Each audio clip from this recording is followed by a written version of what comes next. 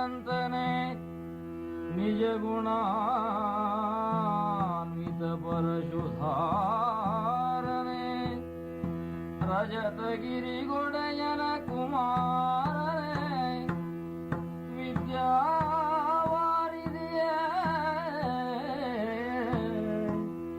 ಅಜನು ರುದ್ರಾದಿಗಳು ಸಲೆ ಭಜಿಸುತ್ತಿಗರನ ಮರೆತ ನಿನ್ನನೋ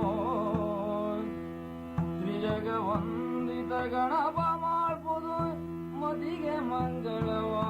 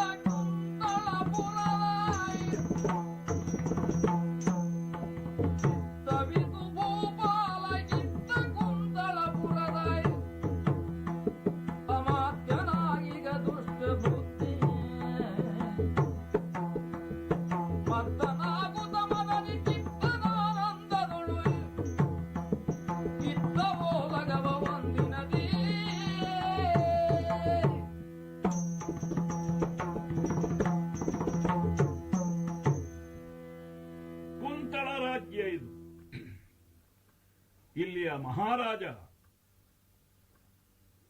ಜನ್ಮಾಂಧ, ಮುಖ್ಯಮಂತ್ರಿ ನಾನು. ನನ್ನ ತಂದೆ ಬಹಳ ಪ್ರಾಮಾಣಿಕ.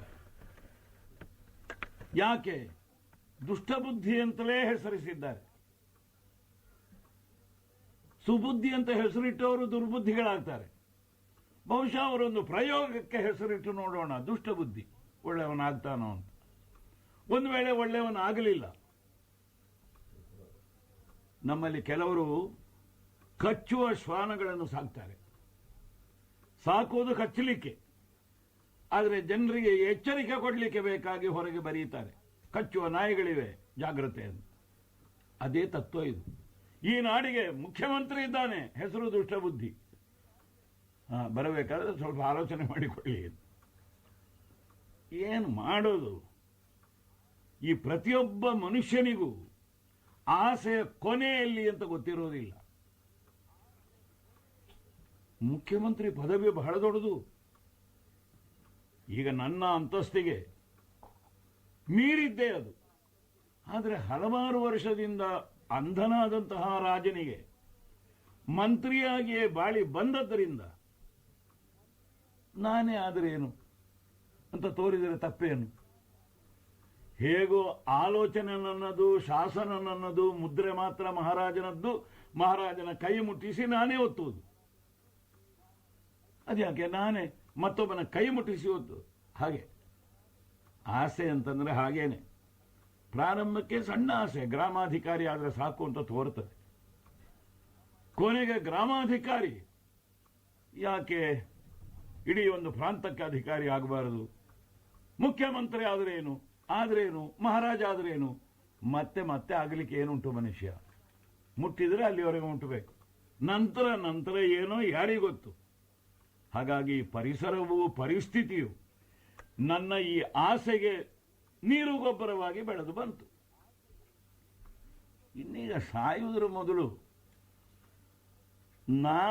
ನಾನಲ್ಲ, ನನಗೊಬ್ಬ ಮಗ ಇದ್ದಾನೆ. ಅಪ್ಪ ಮುಖ್ಯಮಂತ್ರಿಯಾಗಿ ಸತ್ತ, ಮಗ ರಾಜನಾಗಿ ಬದುಕಿದ. ಪರಂಪರೆ ದೊಡ್ಡದಾಯ್ತು. ವೇದಾಂತಿಗಳು ಹಾಗೆ ಹೇಳ್ತಾರೆ, ಮುಂದೆ ಹೋಗು ಮುಂದೆ ಹೋಗು ಮುಂದೆ ಹೋಗು, ಈ ಜನ್ಮದಲ್ಲಿ ಎಲ್ಲಿವರೆಗೆ ಹೋಗೋದಕ್ಕೆ ಸಾಧ್ಯ ಇದೆ ಅಲ್ಲಿವರೆಗೆ ಹೋಗು, ನಂತರ ಮುಂದಿನ ಜನ್ಮದಲ್ಲಿ ಅಲ್ಲಿಂದ ಮುಂದರಿಸು. ಮಹಾರಾಜನಿಗೆ ಕಣ್ಣು ಕಾಣೋದಿಲ್ಲ, ಈಗೆಲ್ಲ ಮಂಚದಲ್ಲೇ ವ್ಯವಹಾರ. ಅವ ಸಾಯುವುದಿಲ್ಲ, ಸಾಯುವುದಕ್ಕಿಂತ ಮೊದಲು ಮಹಾರಾಜ ನಾನು ಆಗೋದಿಲ್ಲ ಅಂತ ಆಗಿದೆ. ಆದರೆ ನೇರ ರಾಜನಾಗೋದಲ್ಲ. ಪ್ರಜೆಗಳ ಮನಸ್ಸಿನಲ್ಲಿ ನಮ್ಮ ಕುರಿತಾಗಿ ದುರ್ಬುದ್ಧಿ ಹುಟ್ಟು ಹಾಗಿದ್ದ ಬೀಜ ಬಿತ್ತಬಾರದು. ಮಹಾರಾಜನ ಮಗಳನ್ನೇನು ನಮ್ಮ ಮಗನಿಗೆ ಮದುವೆ ಮಾಡಿಸೋದು, ನಾವು ಸ್ವಜಾತಿಯವರು.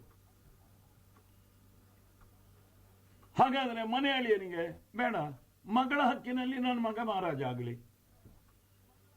ಈಗ ನಾನು ಹಾಗೆ ಅಲ್ವ, ಕುರುಡ ರಾಜನ ಕೈಗೆ ಮುದ್ರೆ ಮುಟ್ಟಿಸುವುದು, ಒತ್ತುವುದು. ಬೇಕಿದ್ರೆ ನನ್ನ ಮಗನೂ ಅಷ್ಟೇ ರಾಜ ಮುದ್ರೆಯನ್ನು ಅವಳ ಕೈಗೆ ತಾಗಿಸುವುದು, ಇವ ಒತ್ತುವುದು. ಅಂತೂ ಮಹಾರಾಜನ ಸಂದರ್ಭ ಎಲ್ಲ ಅನುಕೂಲವಾಗಿ ಬಂದಿತ್ತು. ಕೆಲವಾರು ಮಂದಿ ಸೈನಿಕರನ್ನು ನಾನು ಪ್ರತ್ಯೇಕವಾಗಿ ಕೂಡಿಸಿಟ್ಟಿದ್ದೇನೆ. 2 ಕಾರಣಕ್ಕೆ.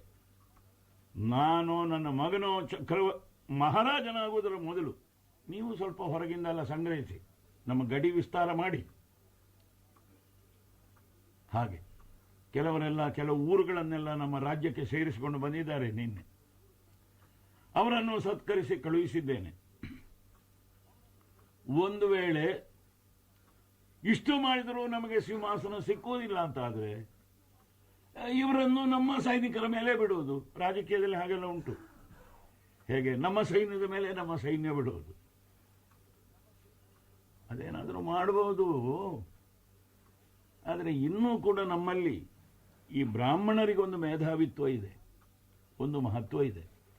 ಅವರ ನಾಯಕನಾಗಿ ಒಬ್ಬ ರಾಜಪುರೋಹಿತನು ಇದ್ದಾನೆ ಅಲ್ಲಿ. ಹಾಗಾಗಿ ಬ್ರಾಹ್ಮಣರಿಗೂ ಒಂದು ಗುಂಪು ನಾಯಕತ್ವ, ಪ್ರಜೆಗಳಿಗೆಲ್ಲ ಒಂದು ಗುಂಪು ನನ್ನ ನಾಯಕತ್ವ. ಈ ನಾಯಕತ್ವ ಸಂಘರ್ಷ ಕೇಳಿಬಾರದಲ್ಲ. ಹಾಗಾಗಿ ಆ ಬ್ರಾಹ್ಮಣ ಮಂತ್ರಿ ರಾಜಪುರೋಹಿತ ಅವನಿಗೂ ತೃಪ್ತಿಯಾಗುವುದಕ್ಕೆ ಬೇಕಾಗಿ ಬ್ರಾಹ್ಮಣ ಸಮಾಜವನ್ನೇ ಸ್ವಾಧೀನಪಡಿಸಿಕೊಳ್ಳಬೇಕು ಅಂತ ರಾತ್ರಿ ಇಡೀ ಆಲೋಚಿಸಿ ಈ ಹೊತ್ತು ಆಮಂತ್ರಣ ಕಳಿಸಿದ್ದೆ. ನಮ್ಮ ನಗರದಲ್ಲಿದ್ದ ವಿದ್ವಜ್ಜನರಾದ ಬ್ರಾಹ್ಮಣರು, ಬರೇ ವಿದ್ಯೆಯೂ ಇಲ್ಲ ಬುದ್ಧಿಯೂ ಇಲ್ಲ ಆದರೂ ಬುಜ್ಜು ಬೆಳೆಸಿಕೊಂಡ ಬ್ರಾಹ್ಮಣರು, ಮನಸ್ಸಿದ್ದರೆ ಅವರ ಹೆಂಗಸರು ಮಕ್ಕಳು ಎಲ್ಲರೂ ಬರಬೇಕು. ನಾಳೆ ಮುಖ್ಯಮಂತ್ರಿಗಳ ಅರಮನೆಯ ಮುಂದೆ ಸಹಸ್ರ ಭೋಜನ ಬ್ರಾಹ್ಮಣರಿಗೆ ಮಾತ್ರ. ಅದ್ಯಾಕೆ ಅವರೊಟ್ಟಿಗೆ ಬಾಕಿದ್ದದ್ದನ್ನು ಮಿಶ್ರ ಮಾಡಿದರೆ ಆ ಗುಂಪಿಗೆ ಉಂಟು. ನಡೆದು ಶನಿವಾರ ನೀಚಾನ್ನದಾನ ಅಂತ ಇಟ್ಟಿದ್ದೇನೆ. ಹೀಗೆ ಬೇರೆ ಬೇರೆ ವರ್ಗದವರಿಗೆ ಇಷ್ಟರವರೆಗೆ ನಾನು ಯಾರಿಗೂ ಕೊಟ್ಟವ ಅಲ್ಲ. ಈ ಸಲ ಅರ್ಧ ಕೊಟ್ಟರೂ ಚಿಂತಿಲ್ಲ, ಒಂದು ಪದವಿ ಸಿಗ್ತದಲ್ಲ. ಕೊಡುವಲ್ಲಿ ಕೊಡಬೇಕು. ಸಾಧಾರಣ ಜನರಿಗೆ ಕೊಟ್ಟು ಏನೂ ಪ್ರಯೋಜನ ಇರಲ್ಲ, ಅವರಿಂದ ಏನೂ ಆಗೋದಿಲ್ಲ. ಅವರು ತಕೊಂಡು ತೋರಿಸುವುದು ಆಚೆಯವರನ್ನು. ಇದೆಲ್ಲ ನನಗೊತ್ತಿಲ್ವ, ಇಷ್ಟು ವರ್ಷದ ಮಂತ್ರಿ ಪದವಿಯಲ್ಲಿದ್ದು ಈ ಸಲ ಒಂದು ದೊಡ್ಡ ಪೆಟ್ಟಿಗೆಯನ್ನೇ ಖರ್ಚು ಮಾಡಲಿಕ್ಕೆ ಹೊರಟಿದ್ದೇನೆ, ಎಲ್ಲ ಮುಖಂಡರನ್ನು ಒಲಿಸಿಕೊಳ್ಳಲಿಕ್ಕೆ. ಮತ್ತೆ ಇನ್ನೂ ನಮ್ಮ ಬ್ರಾಹ್ಮಣರಲ್ಲಿ ಒಂದು ಧರ್ಮ ಉಂಟು.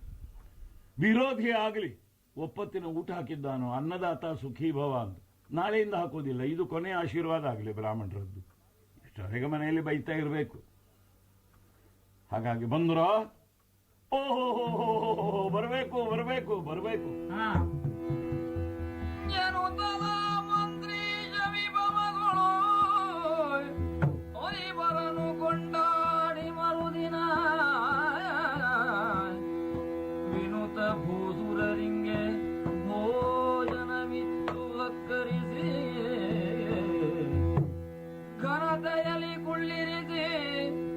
ಭೋಜನವಿತ್ತು ಸತ್ಕರಿಸಿ ಘನತೆಯಲ್ಲಿ ಕುಳ್ಳಿರಿಸಿ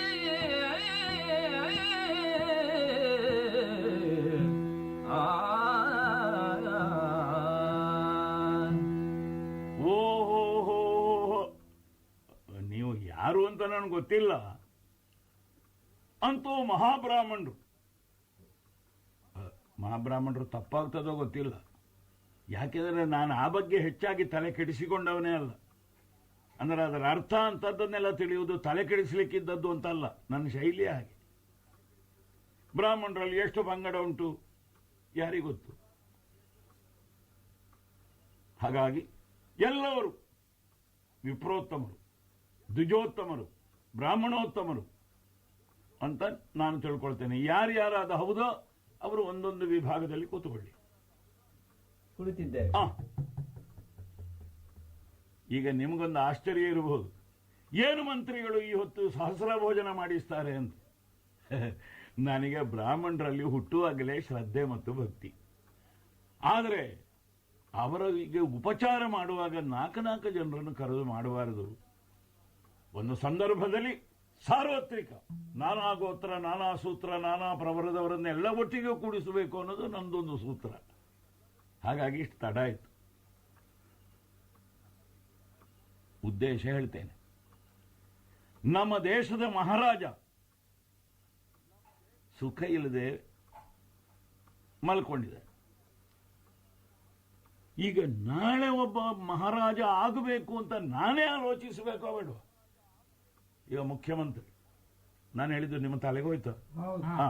ನಿಮಗೆ ಅರ್ಥ ಆಗಲಿಲ್ಲ. ಅಂದ್ರೆ ಸರ್ವಾಧಿಕಾರಿ ನಾನು, ರಾಜನ ಪ್ರತಿನಿಧಿ. ಹಾಗಾದ್ರೆ ನಾಳೆ ಈ ನಾಡಿನ ಸಿಂಹಾಸನಕ್ಕೆ ಯಾರು ಬರಬೇಕು? ನಾನೇ ಆಲೋಚನೆ ಮಾಡಬೇಕು. ನಾನಿಲ್ಲ, ನನ್ನ ಮಗ ಆಲೋಚನೆ ಮಾಡಬೇಕು. ಆದರೆ ನಾನಿದ್ದೇನಲ್ಲ, ಈಗ ಆಲೋಚನೆ ಮಾಡ್ತಾ ಇದ್ದೇನೆ, ಆದರೆ ಕಣ್ಣಿಗೆ ಕಾಣೋದಿಲ್ಲ. ಯಾರನ್ನು ಮಾಡುವ ಇಲ್ಲಿ? ಯಾರನ್ನು ಮಾಡುವ? ಆವಾಗ ನೀವು ಬ್ರಾಹ್ಮಣರೇ ಹೇಳುವಿರಿ, ನಮ್ಮಿಂದ ಒಬ್ಬನನ್ನು ಆರಿಸು. ಅಷ್ಟೊತ್ತಿಗೆ ಆ ಬ್ರಾಹ್ಮಣರು ಹೇಳಿ ಯಾರು? ನಮ್ಮನ್ನು ಒಬ್ಬನನ್ನು ಬೇರೆ ಬೇರೆ ಗುಂಪಿದ್ದರಿಂದ ನನಗೆ ಆರಿಸುವುದಕ್ಕೆ ಕಷ್ಟ ಆಗ್ತದೆ. ನಾನೀಗ ಮನಸ್ಸಿನಲ್ಲಿ ನಿರ್ಧಾರ ಮಾಡಿ ಇಟ್ಟಿದ್ದೇನೆ ಇಂಥವನೇ ಅಂತ. ಆದರೆ ಜನರು ಒಪ್ಪಬೇಕಲ್ಲ.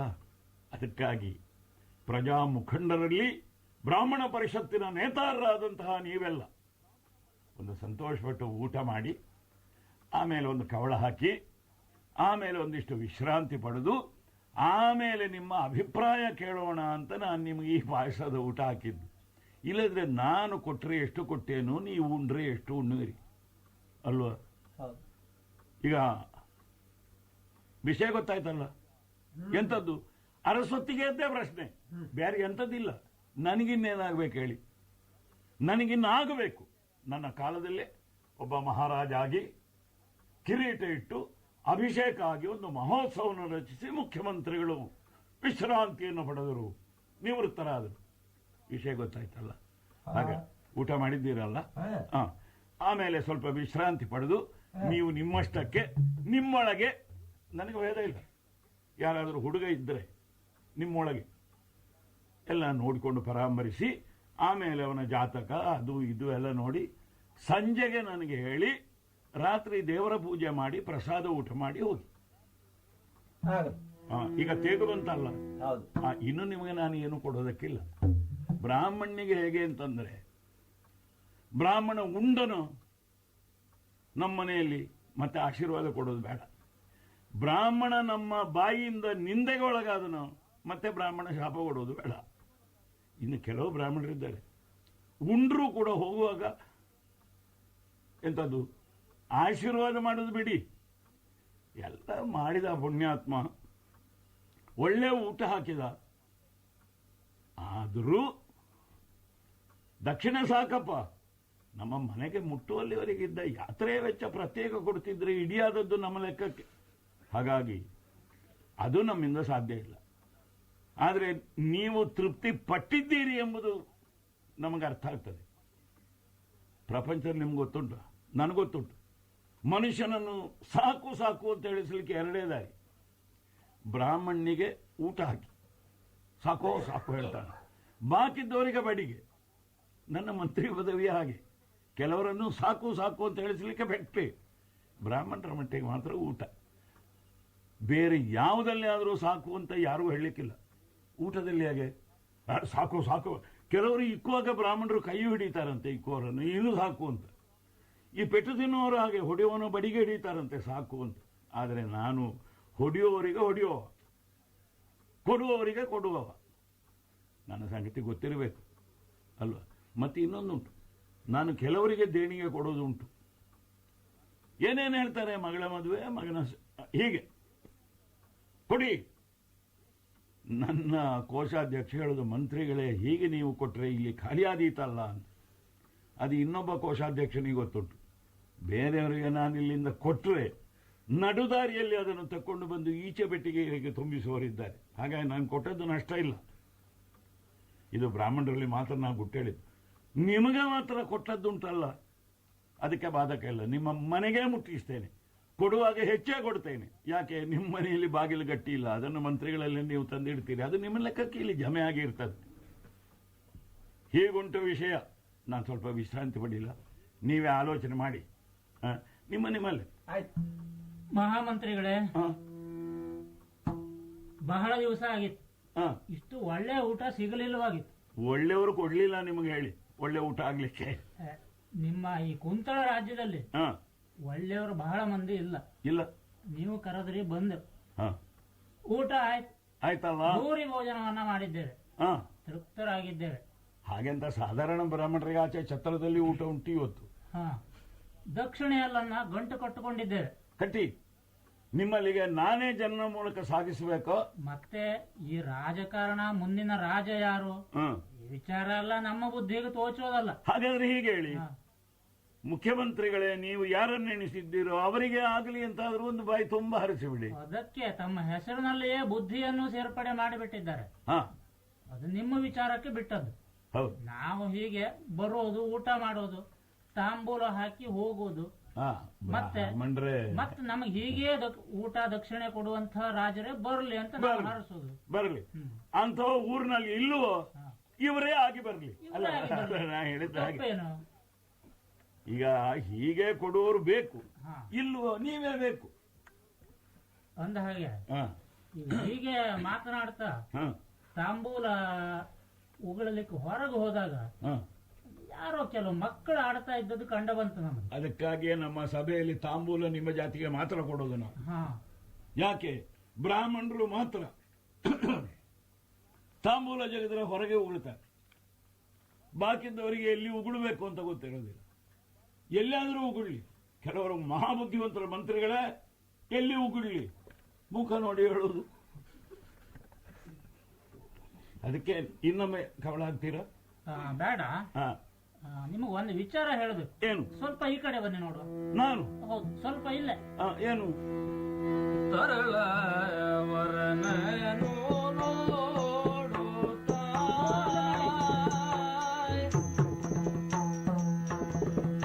ತರಳ ವರನನು ನೋಡುತ್ತಾ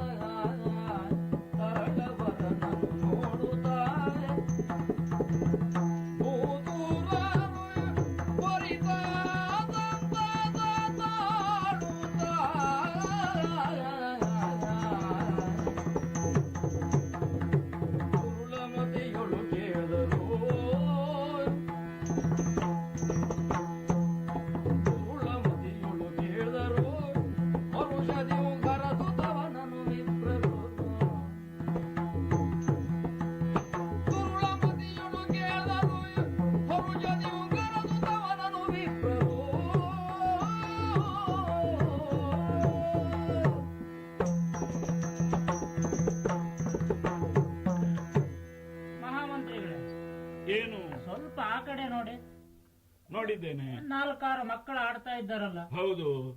ಒಬ್ಬ ಹುಡುಗ ನಮಗೆ ಯಾಕೋ ಮನಸ್ಸನ್ನ ಹ, ತನ್ನ ಕಡೆ ಎಳೆತಾ ಇದ್ದಾನೆ. ಹೇಳಿ. ನಿಮಗೂ ಗೊತ್ತಾಗ್ಲಿಲ್ವಾ? ನೋಡಿ, ಏನು ಗೊತ್ತಾಗಲ್ಲ? ಒಳ್ಳೆ ಚಂದ್ರನಂತ ಮುಖ ಇರುವಂತ ಹುಡುಗ, ಒಳ್ಳೆ ಲಕ್ಷಣವಂತ. ಹ. ಇರ್ಲಪ್ಪ, ನಮ್ಮ ಊರಿನಲ್ಲಿ ಏನೋ ಬೀದಿ ಮಕ್ಕಳು ಮೈಯೆಲ್ಲ ಮಣ್ಣು ಮಾಡ್ಕೊಂಡಿದ್ದಾರೆ. ಆದ್ರೆ ನಮ್ಮ ಊರಿನಲ್ಲಿ ಹಾ, ಅನೇಕ ಬೀದಿ ಮಕ್ಕಳು ಬಹಳ ಬಹಳ ಚಂದವಾಗಿರ್ತಾರೆ. ಹ್ಮ್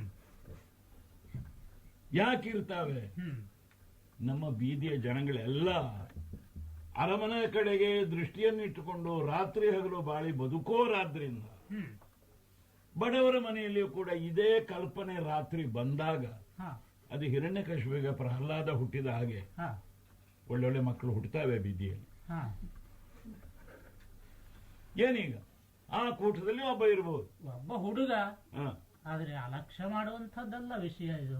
ಲಕ್ಷ್ಯ ಹಾಗೆ ನೀವು ಮಾತಾಡಿಸಿದ್ರೆ ಅಲ್ಲ, ಈ ಕೆಲವು ಕ್ಷಣಗಳ ಹಿಂದೆ ನಿಮ್ಮ ಜಾತಿಯವರು ಅಪರೂಪಕ್ಕೆ ನಮ್ಮ ನಗರಕ್ಕೆ ಬರ್ತಾರೆ. ಹ್ಮ್ ಆ ಹುಡುಗನ ನೋಡಿದ್ರೆ ನನಗೂ ಹಾಗೆ ಕಾಣ್ತದೆ. ಒಳ್ಳೆ ಲಕ್ಷಣವಂತ, ಹಾ, ಅವನಲ್ಲಿ ವರ್ಚಸ್ಸಿದೆ, ಹ್ಮ್ ವರ್ಚಸ್ಸಿದೆ. ಅದರಿಂದ ಒಳ್ಳೆ ವರ್ಚಸ್ಸು. ಏನಾಯ್ತು ಈಗ? ಅವನು ಒಳ್ಳೆ ಲಕ್ಷಣ ಹ, ಕೇವಲ ನೋಡಿ ನಾವು ತಿಳ್ಕೊಳ್ಳೋದಲ್ಲ, ಮತ್ತೆ ಅವನನ್ನು ಓದಿದ್ದೇವೆ ನಾವು. ಅದ್ಯಾಕೆ ಎಲ್ಲಿ ಓದಿದ್ರಿ?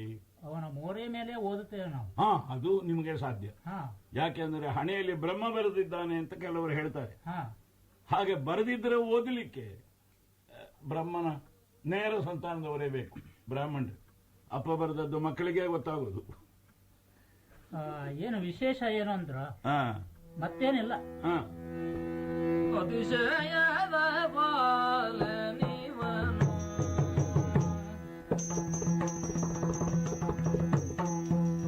ಅತಿಶಯದ ಬಾಲನಿವನು ದೂರದಿರು ಗದಿಗೀನಂದಿವನನು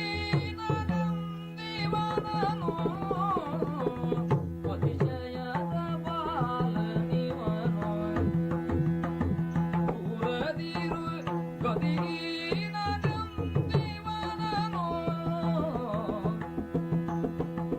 ಮತಿವಂತ ಕೇಳೋ ನೀನು ಮತಿವಂತ ಕೇಳೋ ನೀನು ನಿನಗಾವು ಹಿತರಿ ಬೇಳುವ ಮಾತನು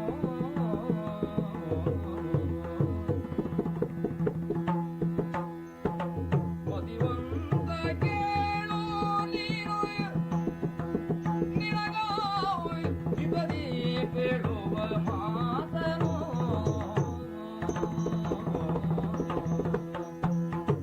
ಮಹಾಮಂತ್ರಿಗಳೇ, ಹೇಳಿ ಹೇಳಿ ಸ್ವಾಮಿ, ಹೇಳಿ. ಹುಡುಕ್ತಾ ಇರುವಂತ ಲತೆ ಹಾ, ಕಾಲಿಗೆ ಬಂದು ತೊಡಕಿಕೊಂಡಂತಾಯ್ತು.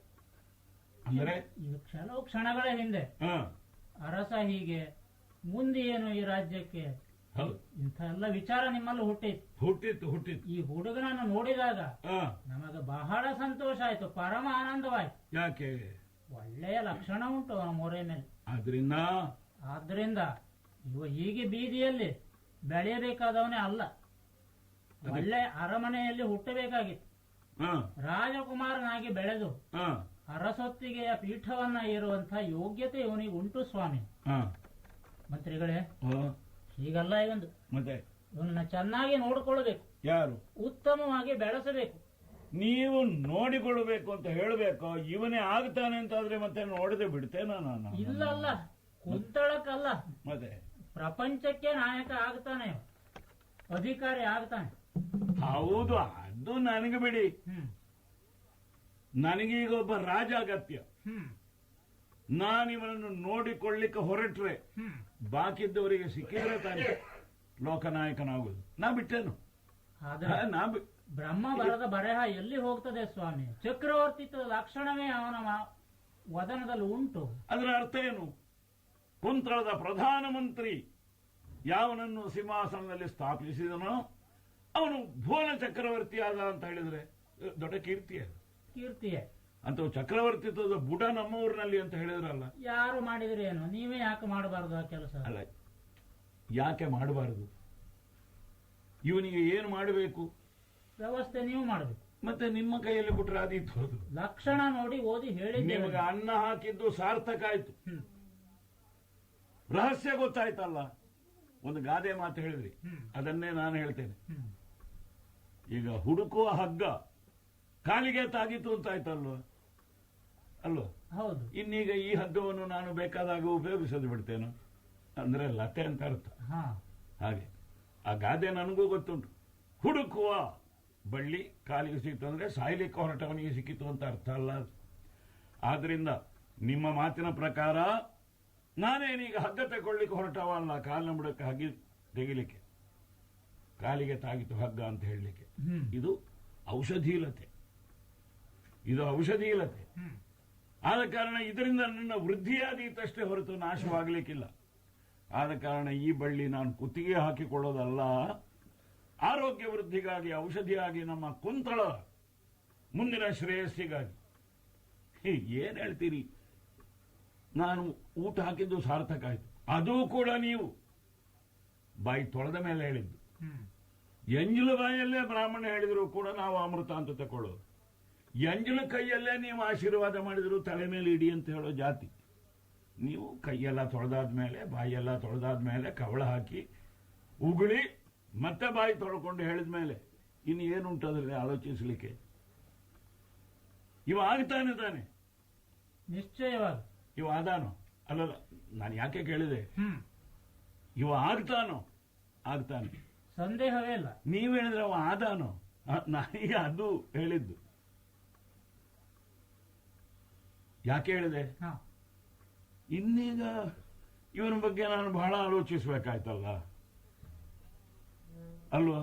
ಹೌದು. ನೀವು ಹೋಗ್ತೀರಾ? ಅಲ್ಲ ಅಲ್ಲ, ಬೇಕಾದ್ರೆ ಇರಿ. ಇವತ್ತು ಬಾಲಕನ ಯೋಗಕ್ಷೇಮವನ್ನ ಸರಿಯಾಗಿ ನೋಡಿಕೊಂಡಿರಿ. ಇನ್ನದನ್ನು ನನಗೆ ಬಿಡಿ, ನೀವು ಆ ಕಾಳಜಿ ಬಿಡಿ. ನಾವು ಹೋಗಿ ಬರ್ತೇವೆ, ಮತ್ತೆ ಹೀಗೆ ಕರೀಬೇಕು, ಬರ್ತೇವೆ. ಇವ ಏನಾಗುತ್ತಾನೆ ಅಂತ ನೀವು ಹೇಳಿದ್ರಲ್ಲ, ಚಕ್ರವರ್ತಿ ಆಗ್ತಾನೆ. ಇವ ಏನಾಗಬೇಕು ಅದನ್ನು ನಾಡಿದ ಮಾಡಿದ ಮೇಲೆ ಅಗತ್ಯ ಬಿದ್ದರೆ ನಿಮ್ಗೆ ಹೇಳಿ ಕಳಿಸ್ತೇನೆ. ನಿಮ್ಮ ಸಾಮರ್ಥ್ಯಕ್ಕೆ ಮತ್ತೆ ಪ್ರಶ್ನೆ ಉಂಟಾ? ಆಯ್ತು. ಇವರ ನಾಲಿಗೆಗೆ ಹಾವು ಕಚ್ಚಲಿಕ್ಕೆ ಇಷ್ಟು ಅನ್ನ ಹಾಕಿ ಹೇಳಿದ್ದಂಥದ್ದು. ಇವ ಚಕ್ರವರ್ತಿ ಆಗ್ತಾನೆ.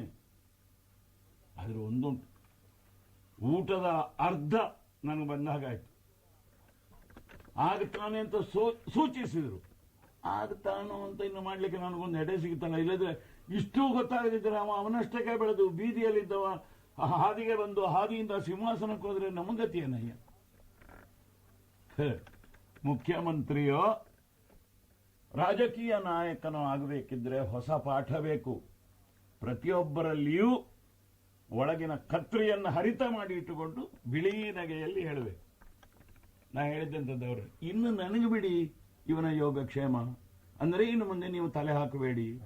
ಈ ಸುದ್ದಿಯನ್ನು ನಾಳೆಯಲ್ಲಿ ಆದರೂ ಪ್ರಕಟ ಮಾಡಿದರೆ ತಲೆ ಕಡಿಯುತ್ತೇನೆ. ಇನ್ನು ನಿಮಗೆ ಇವನ ಇದು ಬೇಡ. ಊರಿಡಿ ಸುದ್ದಿ ಹೇಳ್ಯಾರು ಈ ಬ್ರಾಹ್ಮಣರು. ಹಾಗೊಬ್ಬ ಹುಡುಗ ಸಿಕ್ಕಿದ, ಅವನೇ ಚಕ್ರವರ್ತಿ ಆಗ್ತಾನೆ ಅಂತ ನಾಳೆ ಇವರು ಸೂರ್ಯೋದಯದಲ್ಲಿ ಪ್ರಚಾರ ಮಾಡಿದರೆ ತೊಂದರೆ ಅಲ್ವ? ಅದಕ್ಕಾಗಿ ಹೇಳಿದ್ದು, ಇನ್ನಿವನ ಸುದ್ದಿ ಬಿಡಿ. ನಾಳೆ ಎಲ್ಲಾದರೂ ಸುದ್ದಿ ಮಾತನಾಡಿದ್ದಾರೆ, ನನ್ನ ಮನೆಯಲ್ಲಿ ಊಟ ಮಾಡಿ ಹೋದ ಇವರು ಅಂತ ಗೊತ್ತಾದರೆ ಅದೇ ಅನ್ಯಾಯ ಅಂತ ಹೇಳಿಕೊಂಡು ಇಂಥವರ ಮನೆ ಹೋಗಿ, ಇಂಥ ಭಟ್ರ ಮನೆಯಲ್ಲಿ ಎಷ್ಟು ಸಂಗ್ರಹ ಉಂಟು ನೋಡಿ, ಅದರ ಸಮೇತ ಭಟ್ರ ಹೆಣ ಸಿಕ್ಕದಾಗ ಮಾಡಿ ಬನ್ನಿ ಅಂತ ಹೇಳಿಕ್ಕೆ ನಾನಂತ ಜನ ಇಲ್ವ? ಅಂಥವರನ್ನೆಲ್ಲ ಕೂಡಿಸಿಕೊಳ್ಳದಿದ್ರೆ ಈ ಕಾಲಕ್ಕೆ ನಮಗೆ ಉಳಿಲಿಕ್ಕೆ ಸಾಧ್ಯ ಉಂಟಯ್ಯ? ಇದೇನು ರಾಮರಾಜ್ಯ ಅಲ್ಲ, ಅಲ್ಲ ಹರಿಶ್ಚಂದ್ರನ ಸಾಮ್ರಾಜ್ಯ. ಯಾವಾಗ ಕೌರವ ಪಾಂಡವರು ಮೊನ್ನೆ ರಕ್ತದ ಕಾಳಗ ಮಾಡಿ ರಾಜಕೀಯದಲ್ಲಿ ಇಂತಹ ವಿಷ ಬೀಜವನ್ನು ಬಿತ್ತಿ ಗಿಡ ನೆಟ್ಟು ಬೆಳೆಸುತ್ತಾ ಬಂದ್ರು, ಇನ್ನು ನಮಗೆಲ್ಲ ಅದೇ ಮಾರ್ಗ. ಮಗು, ಚಿನ್ನ ಬಾರಪ್ಪ, ಬಾ, ಊಟ ಮಾಡು, ಹಾಲು ಕುಡಿ, ನಿದ್ದೆ ಮಾಡು, ಬೇಗ ಹೇಳಬೇಡ, ಚೆನ್ನಾಗಿ ನಿದ್ದೆ ಮಾಡು, ಗಾಢ ನಿದ್ರೆ ಮಾಡು. ಮಗನೇ, ಯಾರಲ್ಲಿ ಕಟುಕರು?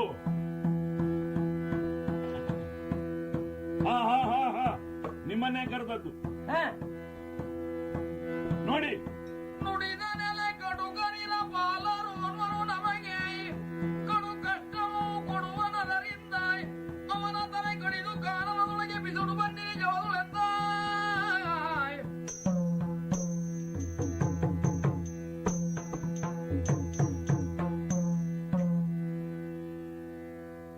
ಒಂದು ಕೆಲಸ ಇವತ್ತಿದೆ ನಿಮಗೆ. ಹಾ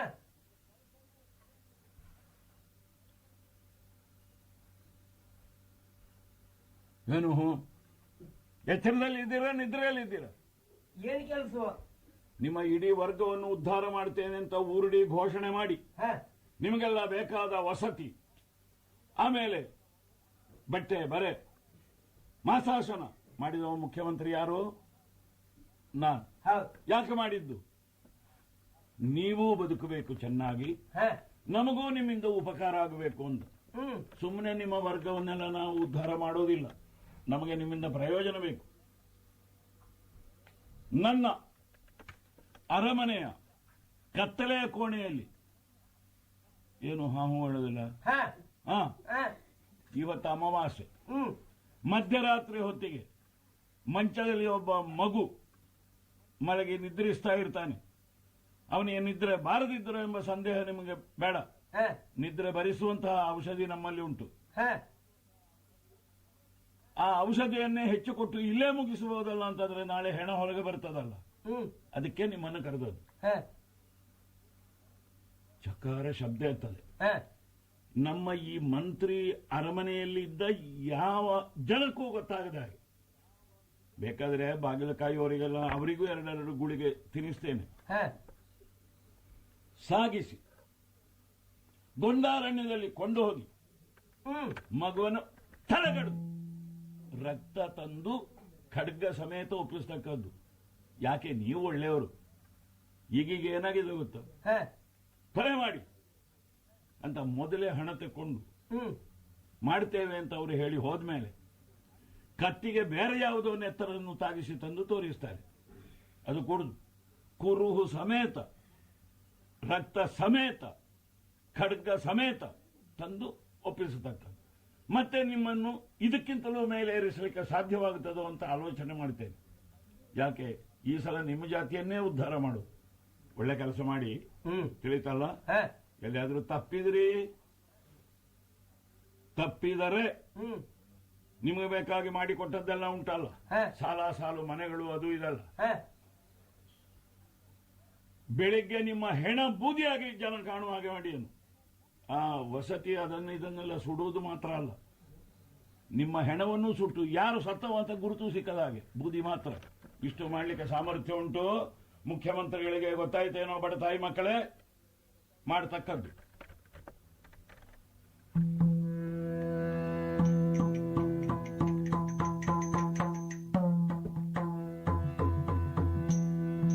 ಏನು ಜೋತ್ಯವಿದ ಮಾಮನ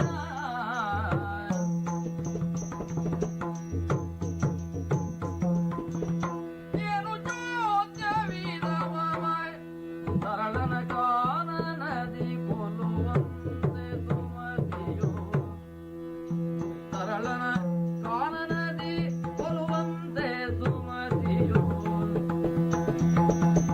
ಸಾನುರಾಗದಿ ಬೇಳಿದನು ಒದಿಗಿನಾಗಿ, ಸಾನುರಾಗದಿ ಬೇಳಿದನು ಮದಿಗಿನಾಗಿ.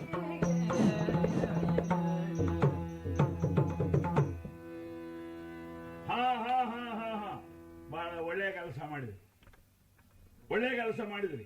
ಇದು ಆ ಹುಡುಗನದ್ದೇ ಕಾಲ ಬೆರಳು ತಾನೆ. ಹೌದು. ಇಂಥವ್ರು ಇರಬೇಕು. ಈ ಉದ್ಯೋಗ ಕೆಲವು ವರ್ಷ ನಿನ್ನಂಥವರೇ ಮಾಡಬೇಕು. ಹಾ ಇಲ್ಲದ್ರೆ ಈಗಲೇ ಏರಿಸ್ತಿದ್ದೆ ಮೇಲೆ. ಆದ್ರೆ ನಿಮ್ಮನ್ನು ಮೇಲೆ ಕೂತುಗೊಳಿಸಿದ್ರೆ ಈ ಉದ್ಯೋಗ ಮಾಡ್ಲಿಕ್ಕೆ ಯಾರಿದ್ದಾರೆ? ಹಾಗಾಗಿ ಸ್ವಲ್ಪ ಕಾಲ ನೀವೀಗ ಇದ್ದ ನೆಲೆಯಲ್ಲೇ ಇರಿ. ಗುಟ್ಟಿನಲ್ಲಿ ಏನಾದರೂ ಬೇಕಿದ್ರೆ ತಕೊಂಡೋಗಿ. ಕಾಲ ಬೆರಳು ನೋಡ್ತೇನೆ. ಆ ರಕ್ತ, ನನಗೆ ಮನುಷ್ಯರ ರಕ್ತದ ವಾಸನೆ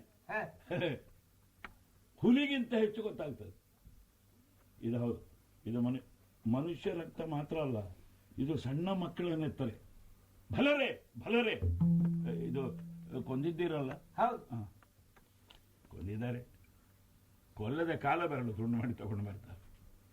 ಒಳ್ಳೆಯವರು. ಇನ್ನು ನನಗೆ ಸುಖವಾಗಿ ನಿದ್ರೆ ಬರ್ತದೆ.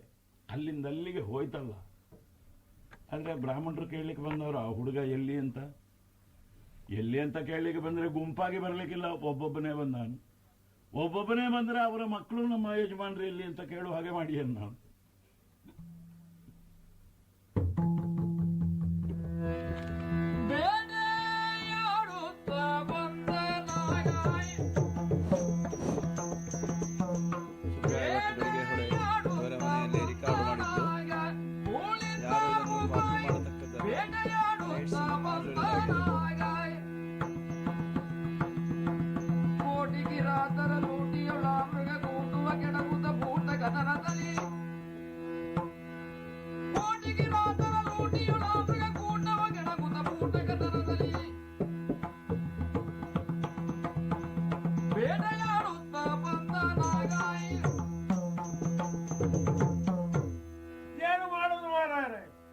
ನಮ್ಮ ಮಹಾರಾಜನ ಹಿರಿಯರ ಕಾಲದಿಂದ ನಮ್ಮ ಹಿರಿಯರಿಗೆ ಉಂಬಳಿ ಹಾಕಿಕೊಟ್ಟ ಪ್ರದೇಶ ಇದು. ಈ ಕಾಡ ಪ್ರದೇಶದಲ್ಲಿ ನಿಮ್ಮ ಜಾತಿಯ ಬೇಡರೆಲ್ಲ ಒಟ್ಟಾಗಿ ಚೆನ್ನಾಗಿ ಬದುಕಿ ಬಾಳಲಿಕ್ಕೆ ಅನುಕೂಲವಾದ ಸಮಸ್ತವನ್ನು ಅನುಕೂಲ ಮಾಡಿಕೊಳ್ಳಿ. ನಿಮ್ಮೊಳಗೆ ನೀವೇ ಒಬ್ಬ ಯಜಮಾನ ಗುಂಪಿಗೆ ಯಾರು ಅಂತ ಆರಿಸಿ ನೀವು ಅವನಿಗೆ ಅನುಕೂಲವಾಗಿ ನಡ್ಕೊಳ್ಳಿ. ಹಾಗೆ ನೋಡಿ ನಮ್ಮ ಅಪ್ಪಯ್ಯ ಈ ಕಾಡ ನಡುವೆ ಚಂದನಾವತಿ ಎಂಬ ನಾಡು ನಿರ್ಮಾಣ ಮಾಡಿ ನಮ್ಮ ಜಾತಿಯವರಿಗೆಲ್ಲ ಬೇಕಾದ ಅನುಕೂಲವನ್ನು ಮಾಡಿಕೊಟ್ಟು, ಅಲ್ಲ ಎಷ್ಟು ಮಾಡಿದ್ರು ಜಾತಿ ಬೇಡ್ರೆ ಜಾತಿಯನ್ನು ಬದಲಾಗಲಿಲ್ಲ. ಆದ್ರೆ ನಮ್ಮಲ್ಲಿ ಯೋಗ್ಯತೆ, ಉಣ್ಣುವುದಕ್ಕೆ ಉಡುವುದಕ್ಕೆ ಬೇಕಾದವರಿಗೆ ಕರೆದು ಕೊಡುವುದಕ್ಕೆ ಏನೂ ಕೊರತೆ ಇಲ್ಲ ಎಂಬಂತಾಯ್ತು. ನಮ್ಮ ಅಪ್ಪಯ್ಯ ಒಳ್ಳೆ ರೀತಿಯಿಂದ ಬಾಳಿ ಬದುಕಿ ಸ್ವರ್ಗಸ್ಥರಾದ್ರು. ಅಪ್ಪನಿಗೆ ಹುಟ್ಟಿದ ಮಗನ ಊರಿನ ಯಜಮಾನ ಆದನು. ಅಪ್ಪ ಸತ್ತದ್ದೇ ನನಗೆ ಬೆನ್ನಿಗೆ ಸರಿ ಹಿಡಿತಲ್ಲ ಮಾರಾಯ. ಏನು ಹೇಳೋದು ಹೇಳಿ. ಏನು ತಯಾರಾಗಿದೆ ನಮ್ಮನ್ನ ಕಾಡುವ ಬೇತಾಳ ಒಂದು ಊರಿನಲ್ಲಿ. ಮಹಾರಾಜನಿಗೆ ದೃಷ್ಟಿಮಾಂದ್ಯ ಅಂತ ಆಯ್ತು. ಆವಾಗ ಅಧಿಕಾರಕ್ಕೆ ಬಂದ ಮಹಾಮಂತ್ರಿಗಳು ಮೊದಲು ತೊಂದರೆ ಇರಲಿಲ್ಲ. ಒಳ್ಳೆ ಬೆಕ್ಕಿನ ಹಾಗೆ ಬೇಕಾದವರಿಗೆ ಬೇಕಾದನ್ನ ಚೊಕ್ಕವಾಗಿ ನಡೆಸಿಕೊಳ್ತಾ ಬರ್ತಾ ಇದ್ದವರು. ಆಮೇಲೆ ತಕೊಳ್ಳಿ ಉಗುರು ಎಲ್ಲ ಹೊರಗೆ ಚಾಚಲಿಕ್ಕೆ ಪ್ರಾರಂಭ ಮಾಡಿ ರಕ್ತ ಕುಡಿಲಿಕ್ಕೆ ಪ್ರಾರಂಭಿಸಿದ್ದೆ. ನನಗ ಪೇಟೆ ರಾಜಕೀಯ, ಪಟ್ಟಣದ ರಾಜಕೀಯ ನನಗೂ ಬೇಡ, ನನ್ನ ಸಂತಾನಕ್ಕೂ ಬೇಡ. ನನಗೀಗ ಅದರೊಳಗೆ ದಡ ಬೇಡ ಅಂತ ಅವಲಕ್ಕಿ ಕೊಟ್ಟದ್ದು ಒಂದೇ. ಮದುವೆ ಆಗಿ ಎಷ್ಟು ವರ್ಷ ಆಯ್ತು. ನನ್ನ ಹೆಂಡತಿ ದೇವರದಿಂದ ಒಬ್ಬ ಗಂಡು ಮಗನನ್ನು ಹಳದದ್ದಿದ್ರೆ ಸಾಯೋ ಮೊದಲು ನನ್ನ ಮಗನೇ ನಮ್ಮ ಚಂದನಾವತಿಗೆ ಅರಸ ಅಂತ ಅಧಿಕಾರ ನೀಡಿ ಕಣ್ಣು ಮುಚ್ಚಿದ ಸತ್ತಲ್ಲಿಗೂ ನನ್ನ ಆತ್ಮಕ್ಕೆ ಶಾಂತಿ ಸಿಕ್ತಿತ್ತು. ಈಗಲೇ ತಂತ್ರ ಪ್ರಾರಂಭಿಸಿದ್ದಾರೆ ಅವರು. ಮಕ್ಕಳಿದ್ದ ಇವನನ್ನ ಯಾಕೆ ನಿಟ್ಕೊಳ್ಬೇಕು ಹೆಚ್ಚು ದಿವಸ, ಹೇಗೂ ನಾಳೆ ಇವ ಸತ್ತರೆ ಕೇಳುವವರಿಲ್ಲ, ಅದು ನಮ್ಮದೇ ಆಗಲಿ ಅಂತ ಹೇಳೋದು ಒಳಗೆ ಹಾಕೊಳ್ಳಿಕ್ಕೆ ತಯಾರಾಗಿದ್ದಾರೆ. ಗೊತ್ತಾಗಿದೆ ನನಗೆ. ಗೊತ್ತಾಗಿದೆ ಅಂತ ಏನು ಮಾಡೋಣ? ದೇವರೇ ಅಂತ ಮೇಲೆ ಮೊರೆ ಮಾಡಿ ದೇವರ ಕಡೆ ಮುಖ ಮಾಡಿ ಏನಾದ್ರೂ ನನಗೆ ಸಾಯೋ ಮೊದಲು ಸಂತಾನ ಭಾಗ್ಯ ಕರುಣಿಸಿಕೊಡು ಸ್ವಾಮಿ ಅಂತ ನಾನು ಸುತ್ತಬಾರದಿದ್ದ ಮರ ಇಲ್ಲ, ಪೂಜೆ ಮಾಡಿದ್ದ ಗುಂಡು ಕಲ್ಲಿಲ್ಲ, ಯಾವ ದೇವರಿಗೆ ಹೊರದಿದ್ದ ಹರಕೆ ಇಲ್ಲ. ಯಾಕೆ ದೇವರಿಗೆ ಕರುಣೆ ಬರಲಿಲ್ಲ? ಅಂತೂ ನಮ್ಮ ಮನೆಯಲ್ಲಿ ನನ್ನ ಮಗು ಅಂತ ಆಡಿಸುವುದಕ್ಕೆ ತೂಗಿ ಬೆಳೆಸುವುದಕ್ಕೆ ಮಕ್ಕಳಿಲ್ಲ. ಈ ಮನೋವ್ಯತೆ ಹಿಡಿದಾಗ ನಮ್ಮವರೆಲ್ಲ ಬಂದು ದೂರು. ಮಹಾರಾಜರೇ, ಎಷ್ಟಾದ್ರೂ ನಮ್ಮ ಜಾತಿಯ ಉದ್ಯೋಗ ಸ್ವಭಾವ ಕಾಡಿನಲ್ಲಿ ಓಡಾಡುವ ಮೃಗಗಳನ್ನ ಬೇಟೆಯಾಡಿ ಹೊಡೆದು ಕೊಂದು ನಾವು ಮಧ್ಯೆ ಮಾಡಿಕೊಂಡ ನಾಡಿನ ಬೇಸಾಯಕ್ಕೆ ತೊಂದರೆ ಬಾರದ ಹಾಗೆ ರಕ್ಷಣೆ ಕೊಡುವುದು ಬೇರೆ. ಮತ್ತೆ ನಮ್ಮ ಜಾತಿ ಸ್ವಭಾವ ಅಲ್ಲೂ ಏನು ತಿಂದ್ರು ಏನುಂಡ್ರು ಹಸಿ ಮಾಂಸ ಬೇಯಿಸಿ ಉಪ್ಪು ಖಾರ ಹಾಕಿ ತಿಂದು ಹೊಟ್ಟೆ ತುಂಬಿದ ಹಾಗೆ ತೃಪ್ತಿ ಆದೀತು. ಆದ್ರಿಂದಲೇ ಬೇಟೆ ಎಂಬುದು ನಮಗೆ ಉದ್ಯೋಗವೂ ಹೌದು, ಆಟವೂ ಹೌದು. ಒಂದು ಬೇಟೆ ಆಡಬೇಕು ಮಹಾರಾಜರೇ.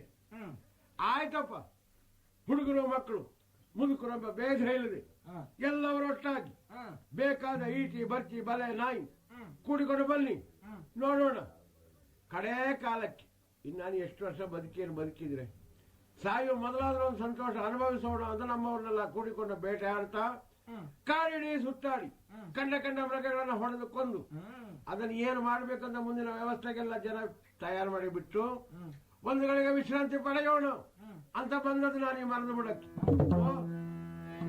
ಏನದು? ಹೊರಿಣವು ಬೆಂಬತ್ತಿ ಬರಲ ಕುಳಿತ ಗೋಯ ಹೊರಿಯನೇ ಜಬಿದು ತಳುತಿಗ ಬಾಲನು ನೋಡಿ ಹೊರಿಯನಲ್ಲಿಗೆ ನಿಲ್ಲಿಸಿ ಹೊರಿಯನತಿ ಕೊಂಡಾಡಿ ಹೊರಿಯಿಂದಲಿದು ಬಳಿಗ ಕರುಣಜೋ ಬಳಿದಾರಿ ತರಳನನು ತಡವರಿಸಿ ಸುರಿವ ನೆತ್ತರವನೊರೆಸಿ ಬಳಿಕ ಸಂತದ ಮೆರೆಸಿ ಕರುಣಿಗಳ ಬಲ್ಲಿದನು ತನ್ನವರ ಮಗನು ನೋಡಿ ಮಂದಗಾದದಿ ನುಡಿದನು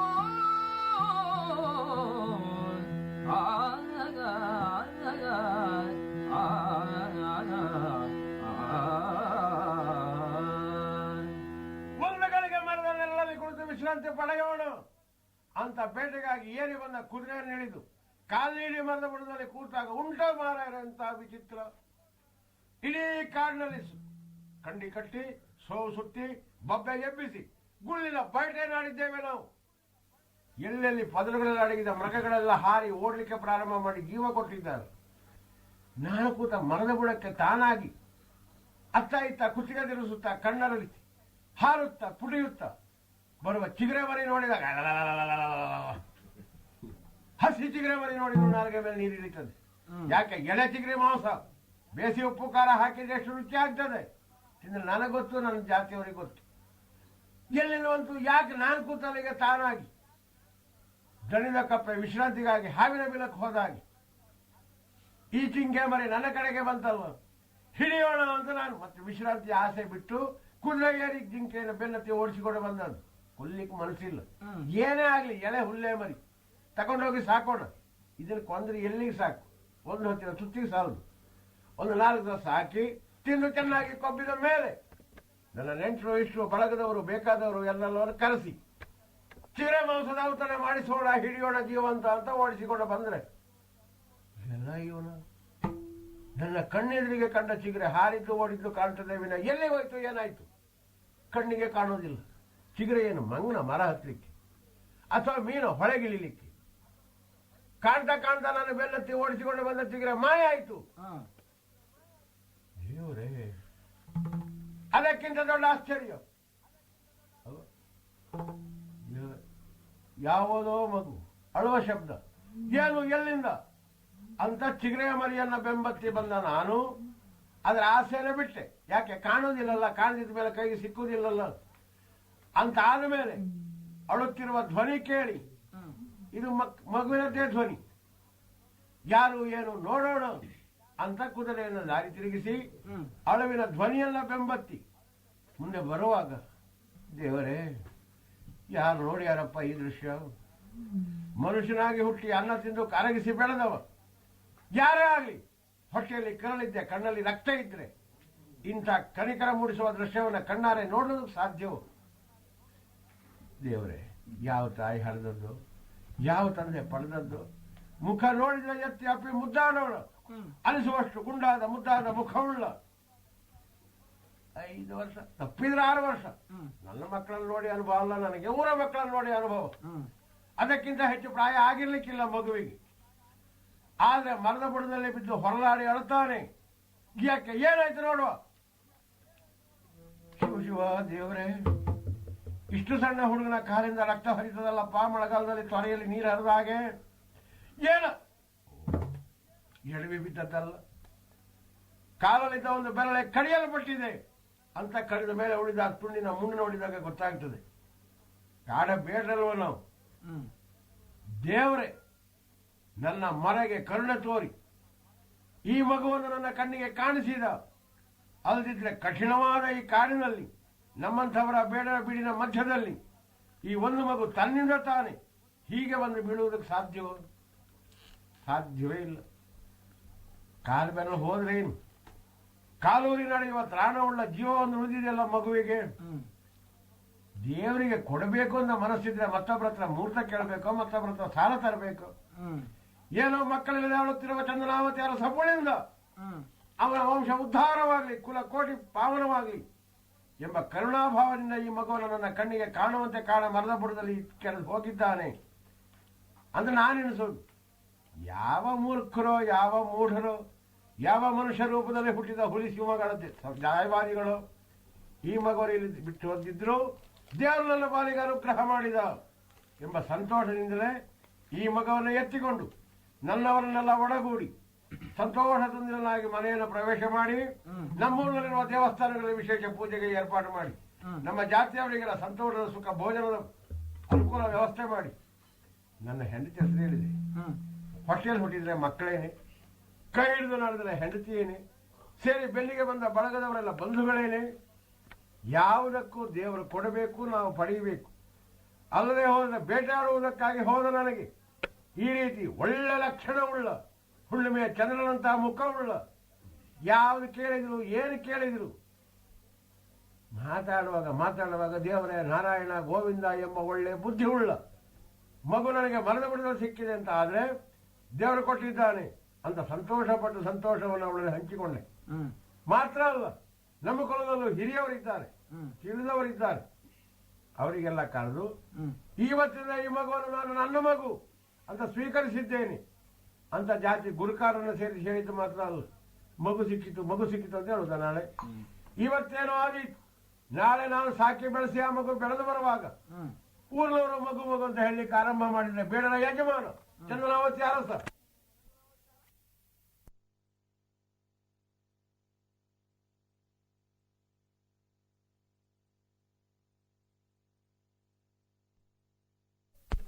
ಹೆಸರು ಬೇಡ. ಹಿರಿಯರನ್ನು ಕೇಳಿದೆ, ಹಿರಿಯ ಈ ಹುಡುಗನಿಗೆ ಏನು ಹೆಸರು ಹೇಳೋಣ?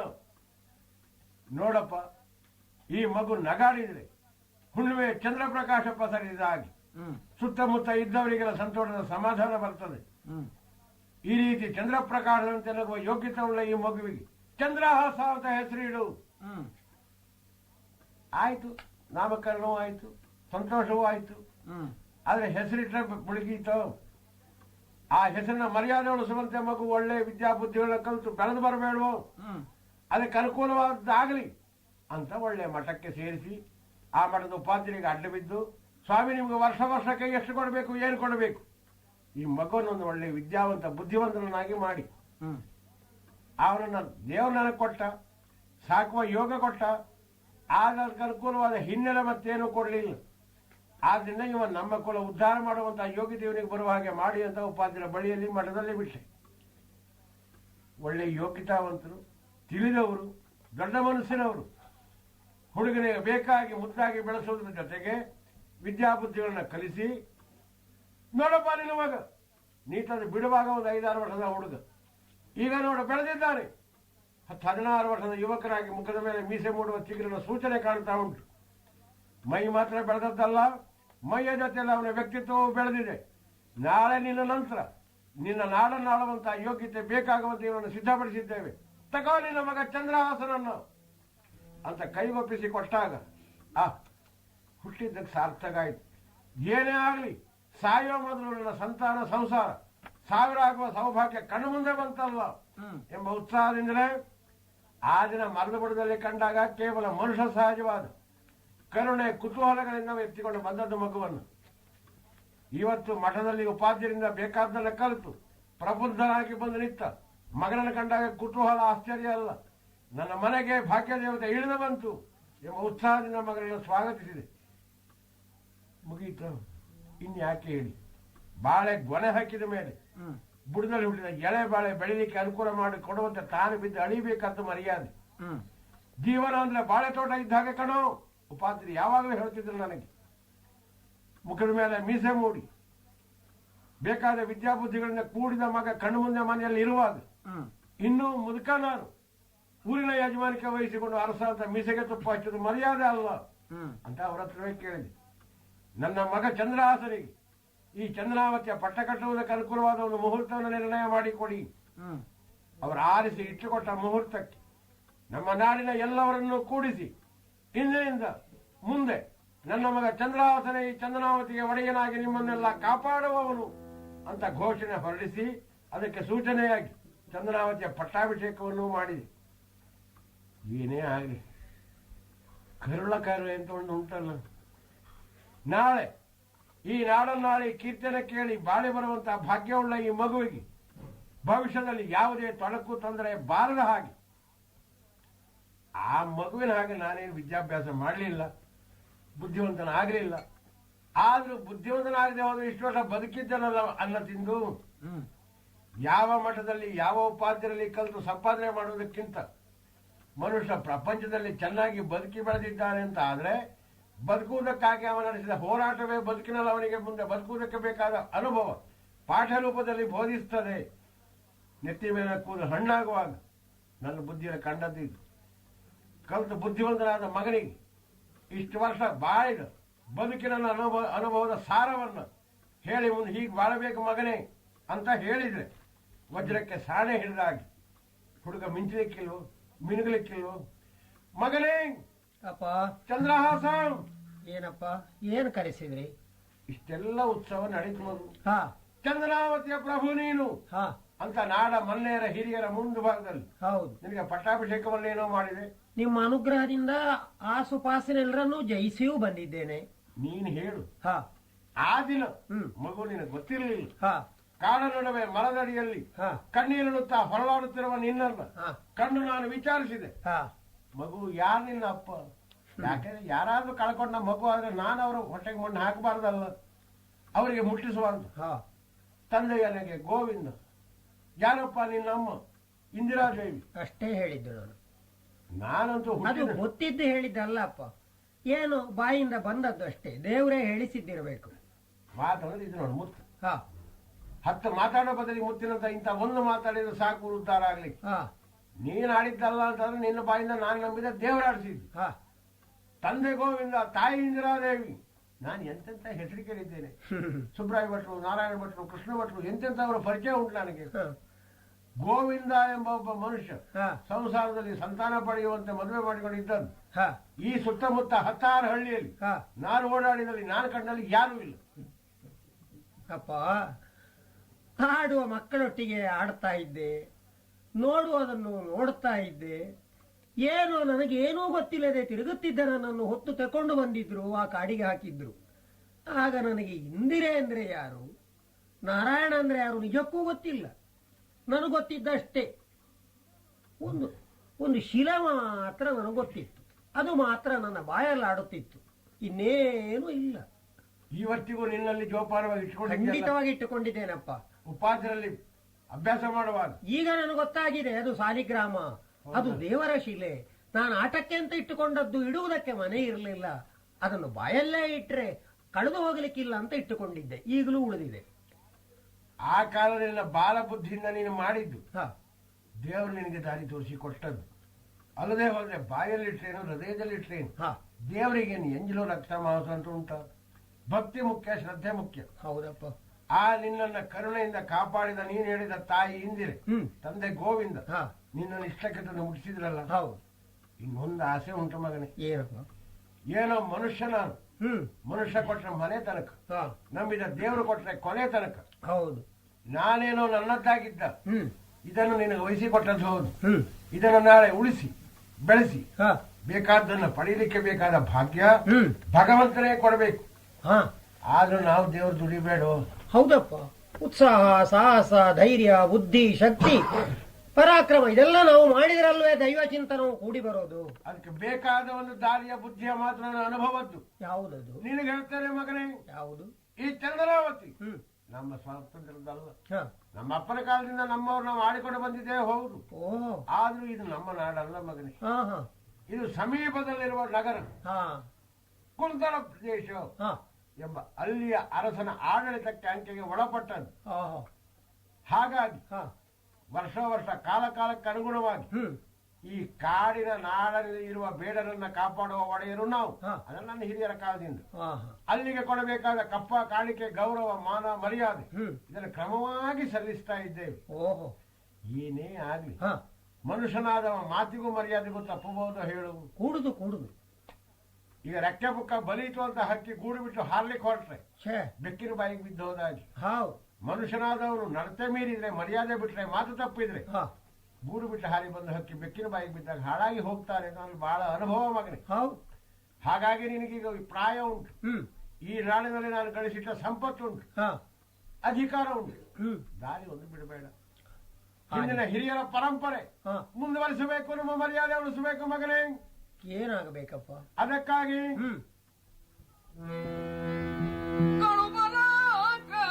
ಕೇಳು ನಮ್ಮನು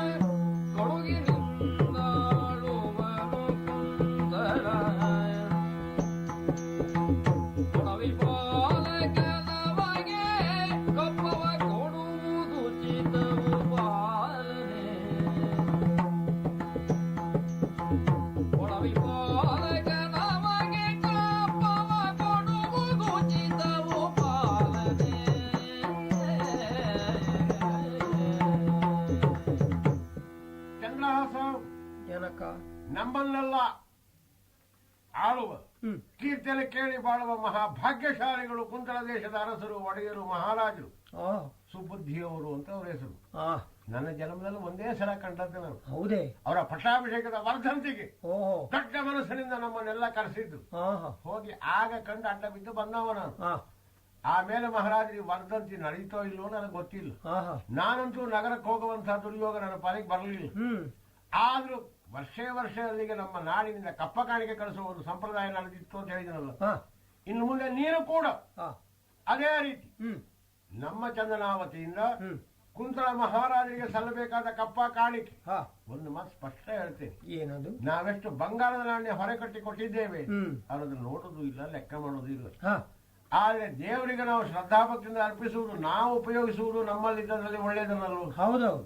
ಈ ಚಂದನಾವತಿಯನ್ನು ಆಳುವ ಬೇಡರ ಪಡೆಯ ಅರಸನ, ಬೇಡರ ಪಡೆಯ ಅರಸನು ನಮ್ಮ ಹತ್ರ ಏನಿದ್ದೀತೇಳು, ಬಂಗಾರ, ನಾಣ್ಯ, ರತ್ನ, ಮುತ್ತು, ರತ್ನ ಅಲ್ಲ ಉಂಟು, ಏನಿಲ್ಲ ಅಂತಲ್ಲ. ಈಗ ಬೇಕಾದಷ್ಟು ಕೂಡಿಸಿಕೊಂಡಿದ್ದೇವಲ್ಲ, ಅದು ನಿನ್ನ ಪರಾಕ್ರಮ ಪ್ರದರ್ಶನದ ಫಲ.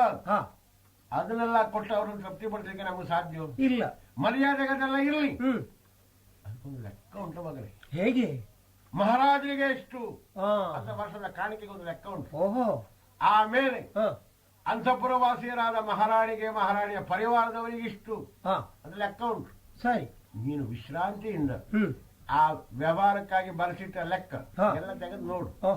ಅದೆಲ್ಲದಕ್ಕಿಂತ ಹೆಚ್ಚು ಮರಿಬಾರ್ದಿದ ಒಂದು ಮಾತುಂಟು. ಏನು? ಮಹಾರಾಜರಿಗೋ ಮಹಾರಾಣಿಗೋ ಒಪ್ಪಿಸುವುದರಲ್ಲಿ ಸ್ವಲ್ಪ ತಪ್ಪಿದ್ರು ಹಿಂದೆ ಮುಂದಾದ್ರೂ ಹೆಚ್ಚು ಕಡಿಮೆ ಆದ್ರೂ ತೊಂದರೆ ಇಲ್ಲ. ಮತ್ತೆ ನೀನೀಗ ನೋಡ್ಲಿಲ್ಲ, ನಾವು ಬೇಟೆಲ್ಲ ಒಟ್ಟಾಗಿ ದೇವರಿಗೆ ಕೊಡುವ ಪೂಜೆ. ಹೌದು, ಗರ್ಭಗುಡಿಯಲ್ಲಿ ಪೂಜೆಗೊಳ್ಳುವ ದೇವರಿಗೆ ಕೊಡುವುದಕ್ಕೆ ಹೆಚ್ಚು ಕಡಿಮೆ ಆದ್ರೆ ಆ ದೇವರು ಏನೂ ಪೀಡೆ ಉಪದ್ರ ಮಾಡೋದಿಲ್ಲ. ಹಾಗಂತ ಹೊರಗಿರುವ ಬಾಗಿಲು ಭೂತನಿಗೆ ಒಡೆಯುವ ಒಂದು ಕಾಯಿ ತಡ ಆದ್ರೆ ಕೊಟ್ಟಿಗೆಲಿದ್ದ ಎಮ್ಮೆ ಕಾಲೆತ್ತಿ ಒದೀತದೆ ಕರೀಲಿಕ್ಕೆ ಹೋದ್ರೆ. ಹಾಗೊಂದು ಕ್ರಮ ಉಂಟಲ್ಲಿ. ಅಲ್ಲಿ ಭೂತದ ಬಾಧೆ ಉದಿಯೋ? ಪುಣ್ಯಾತ್ಮ, ಮತ್ತೇನಪ್ಪ? ಇಲ್ಲಿ ಕಂಬಕ್ಕೆಲ್ಲ ಕಿವಿ ಉಂಟು, ಗೋಡೆಗೆಲ್ಲ ಕಣ್ಣು ಉಂಟು. ಹೌದಾ? ಅಲ್ಲ, ಅಲ್ಲೇನವರು ಮಾರಿಗೆ ಬಲಿ ಕೊಡ್ಬೇಕಾ? ಕಾಲ ಕಷ್ಟ ಮಗನೇ. ಈಗ ಇನ್ನೇನು, ಕುಂತಳ ರಾಜ್ಯ ಹಾಳಾಗಲಿಲ್ಲ, ಮಹಾರಾಜರು ಬದಲಾಗಲಿಲ್ಲ. ಆದ್ರೆ ಏನು ಮಾಡುವ, ನಾಡನ್ನ ಕಾಡುವ ಭೇತಾಳ ಒಂದು ಮನುಷ್ಯ ರೂಪದ ಭೂತವಾಗಿ ಎಲ್ಲ ಹೊಕ್ಕಿಕೊಂಡಿದೆ. ಅಯ್ಯೋ ಅಪ್ಪ, ಏನು ಭೂತ ಇರ್ಲಿ, ನಮ್ಮ ಈ ವೈಷ್ಣವ ಭಕ್ತಿಯ ಮುಂದೆ ಅದು ಯಾವುದು ನಡೀಲಿಕ್ಕಿಲ್ಲಪ್ಪ, ನಡೀಲಿಕ್ಕಿಲ್ಲ. ನಮ್ಮನ್ನು ಆ ನಾರಾಯಣ ಮೂರ್ತಿ ಕೈ ಬಿಡ್ತಾನ. ದೇವರಿದ್ದಾನೆ ಅಂತ ನಾವು ಹೋಗಿ ತಲೆ ಬಂಡೆ ಹೊಡಿಬಾರದಲ್ಲ. ಮತ್ತೆ ನಾವು ಮಾಡೋದನ್ನ ಮಾಡಿ ಆಮೇಲೆ ಕಾಪಾಡುವ ಭಾರವನ್ನು ದೇವರಿಗೆ ಬಿಡ್ಬೋದು. ಹೌದು, ನಾವು ಮಾಡಬಾರದು ಮಾಡಿ ದೇವರೇ ನೀನು ಕಾಪಾಡೋದ ವಿಷ ಕುಡಿದವ ಹೇಳಿದ್ರೆ ದೇವ್ರು ಏನ್ ಮಾಡೋದು? ಈಗ ಏನಾದೀತು ಹಾಗಾದ್ರೆ? ತಿಳಿದು ನಾವು ವಿಷ ಕುಡಿಬಾರದು. ಯಾವ ಭೂತ ಅದು? ಮಹಾರಾಜರಿಗೊಬ್ರು ಮುಖ್ಯಮಂತ್ರಿಗಳು, ಪ್ರಧಾನಮಂತ್ರಿಗಳು ಅಯ್ಯಯ್ಯೋ ಇದ್ದಾರೆ, ಅವರಿಗೆ ಕಣ್ಣು ಕಾಣುವುದಿಲ್ಲ. ಮಹಾರಾಜರಿಗೆ ಕಣ್ಣು ಕಾಣುವುದಿಲ್ವೋ? ಇವರಿಗೂ ಕಾಣುವುದಿಲ್ವೋ? ಮಹಾರಾಜರಿಗೆ ಅವರಿಗೆ ಕಣ್ಣು ಕಾಣುವುದಿಲ್ಲ. ಆದ್ರೂ ಮದುವೆ ಆಗಿದೆ, ದೇವರು ಕಣ್ಣು ಬಿಟ್ಟು ನೋಡಿ ಹುಟ್ಟಿದ ಒಂದು ಹೆಣ್ಣು ಮಗು ಉಂಟು. ಅಧಿಕಾರದ ಸೂತ್ರವನ್ನು ನಡೆಸಿಕೊಂಡು ರಾಜ್ಯವನ್ನು ಕಾಪಾಡಲಿಕ್ಕೆ ಬಂದಿರುವ ಮುಖ್ಯಮಂತ್ರಿಗಳ ಸ್ಥಾನದಲ್ಲಿ ಇವರಿಗೆ ದುರ್ಬುದ್ಧಿಯಿಂದ ಕಣ್ಣು ಕಾಣುವುದಿಲ್ಲ. ಹಾಗಾದ್ರೆ ಯಾವ ಮೂರ್ತದಲ್ಲಿ ಅವರ ಅಪ್ಪ ಅವರಿಗೆ ಹೆಸರಿಟ್ರು? ನೀನ್ ಹೇಳೋದಲ್ಲ ಮಗನೇ, ಮತ್ತೆ ಚೊಕ್ಕ ಹೆಸರಿಟ್ಟಿದ್ದಾರೆ ಅವರಿಗೆ. ಹೇಗೆ? ಮಹಾಮಂತ್ರಿ ದುಷ್ಟಬುದ್ಧಿಯವರು. ಒಳ್ಳೇದಾಯ್ತು, ಹೇಳ್ಬೇಡ. ಕೆಲವರು ಹುಟ್ಟಿದ ಮೇಲೆ ಹೆಸರನ್ನು ಸಾರ್ಥಕ ಪಡಿಸುವುದು, ಇವರು ಅದನ್ನೇ ಸಾರ್ಥಕ ಪಡಿಸಿದ್ರು ಅಂತ ಆಯ್ತು. ಹಾಗಾದ್ರೆ ಇಟ್ಟ ಹೆಸರನ್ನು ಅವರಿಗೆ ಕೊಡುವುದರಲ್ಲಿ ಒಂದು ಗಳಿಗೆ ಹಿಂದೆ ಮುಂದೆ ಆದ್ರೆ ಲೆಕ್ಕದ ಪಟ್ಟಿಯಲ್ಲಿ ಒಂದು ಚಿಕ್ಕಾಸು ಅತ್ತಿತ್ತ ಆದ್ರೆ ಅದಕ್ಕೆ ಕಾರಣಾದವನ ಮನೆ ನೆಲಗಟ್ಟಿನ ಕಲಸ ಉಳಿಲಿಕ್ಕಿಲ್ಲ. ಅರಮನೆ ಬಚ್ಚಲ ಕಲ್ಲಾಗಿ ಬಿದ್ದಿದ್ದು ಹೋಗಿ. ಅಯ್ಯಯ್ಯೋ, ಇದು ನನ್ನ ಬದುಕಿದ ಅನುಭವದಿಂದ ನಾನು ಕಂಡುಕೊಂಡದ್ದು. ಅವರಿಗೆ ಬೇರೆ ಸಿಂಹಪಾಲು. ಸಿಂಹಪಾಲು ಅಂದ್ರೆ ಸಿಂಹ ಕಡಿದು ಪಾಲು ಮಾಡೋದಲ್ಲ, ದೊಡ್ಡ ಪಾಲು. ಹೌದು, ಇಲ್ಲಿಗೆಲ್ಲ ಕೊಟ್ಟಕ್ಕಿಂತ ಹೆಚ್ಚು. ಮತ್ತೆ ನಾವು ವಿಶೇಷವಾಗಿ ಬೇಡರ ಪಡೆಯವರು ಕೊಡುವ ಕಾಣಿಕೆ ಅಂತ ಉಂಟಲ್ಲ, ಹೌದು, ನವಿಲು ಗರಿ, ಜಿಂಕೆ ಕೋಡು, ಕಾಡೆಮ್ಮೆ ಕೋಡು, ಹಾಗೆ ಹುಲಿ ಚರ್ಮ,